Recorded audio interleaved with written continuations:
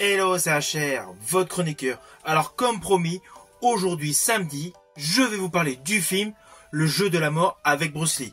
Vous avez compris, j'ai mis une casquette jaune pour faire forcément référence à la tenue jaune et noire de Bruce Lee dans Le Jeu de la mort.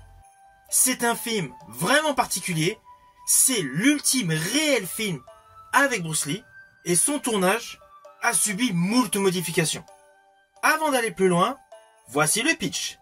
Alors le pitch de ce film est le suivant. Le personnage interprété par Bruce Lee, Hai Tien, subit plusieurs tentatives d'assassinat. Il en réchappe à plusieurs, mais décide de faire croire à sa mort. Tout simplement pour se venger des triades qui veulent le tuer. Alors c'est clair, c'est une histoire de vengeance au premier aperçu. Mais en fait, il y a toute une dimension psychologique et philosophique qui se dégage dans ce film, notamment dans les 20 dernières minutes. Mais avant de vous parler de ces 20 dernières minutes de film, sachez que ce film a eu plusieurs montages différents. Et pourquoi? Tout simplement à cause de ce qui s'est déroulé pour Bruce Lee. Car initialement, ce film, Le Jeu de la mort, était réalisé par Bruce Lee lui-même. Il a débuté le tournage en 1972. Il a interrompu le tournage tout simplement parce que la Warner Bros. Lui a proposé le film Opération Dragon. Je vous invite d'ailleurs à voir ma chronique de la semaine dernière. De ce fait, il a mis en stand-by la réalisation donc du Jeu de la mort alias Game of Death pour jouer dans Opération Dragon. Une fois le tournage bouclé d'Opération Dragon, il est revenu sur le tournage du Jeu de la mort 1. Oui, je préciserai le pourquoi du 1, mais en fin de vidéo. Ainsi, l'acteur Bruce Lee a poursuivi sa réalisation, mais assez rapidement, c'est le drame, l'acteur Bruce Lee meurt d'un œdème cérébral. Et d'ailleurs, il n'a pas pu assister à la sortie du film Opération Dragon, premier grand film hollywoodien avec Bruce Lee. De ce fait, le film a été stoppé au niveau de sa réalisation.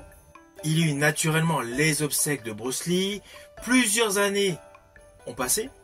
Courant 1977, Robert Close a repris la réalisation, Robert Close qui était le réalisateur d'Opération Dragon, et il a tourné donc pas mal de séquences.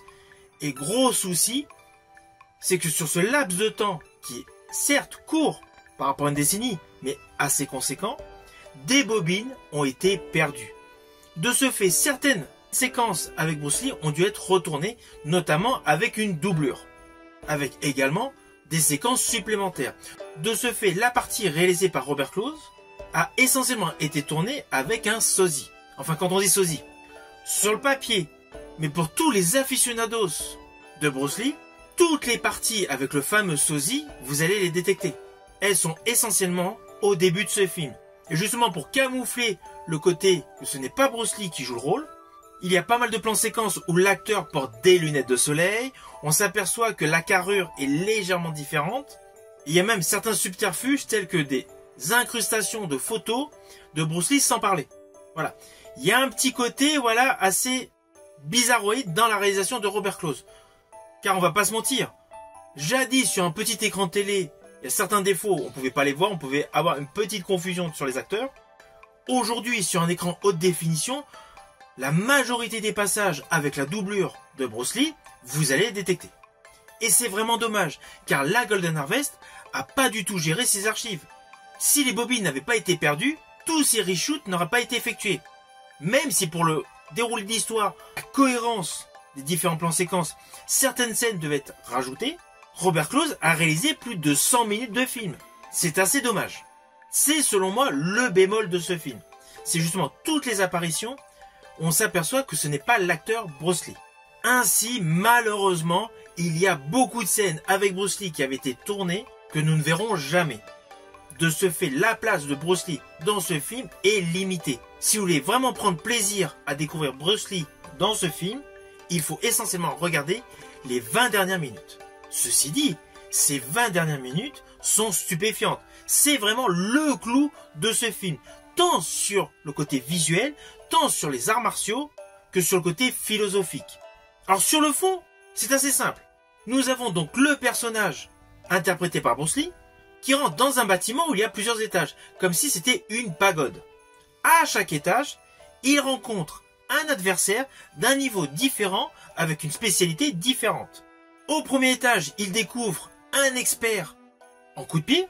Au deuxième étage, il retrouve un combattant mêlant Kung Fu, posture de la montre religieuse et Wing Chun. Au troisième étage, un mélange de karaté Kempo et d'escrime philippine, avec notamment nunchaku et bâton. Au quatrième étage, un nouveau level proposant une autre discipline, l'Apkido. Et au cinquième étage, le clou de ce film. Un combat extraordinaire avec Kareem Abdul-Jabbar, basketteur de la NBA. Haut de ses 2,20 m, cela en fait un redoutable adversaire à Bruce Lee, faisant 1,70 m. Ce combat est mythique, ce combat est totalement ahurissant, et la différence des deux gabarits est vraiment l'atout, la quintessence de tous les combats que vous voyez dans cette fameuse pagode. Mais outre le fait des différents combats, on s'aperçoit qu'il y a une autre dimension qui émerge au fur et à mesure des différentes confrontations. Si vous prenez un peu de recul après avoir vu ces 20 dernières minutes, vous allez réaliser qu'en fait, le personnage interprété par Bruce Lee s'assimile à une personne lambda qui se retrouve confrontée à plusieurs étapes difficiles de sa vie. Rudesse de la vie qui paraît de plus en plus difficile. Ainsi, les différents adversaires qu'il rencontre marquent un nouveau palier dans la vie de tout le monde. Et je rajouterai, lorsqu'on arrive à la fin du dernier combat, on s'aperçoit un apaisement.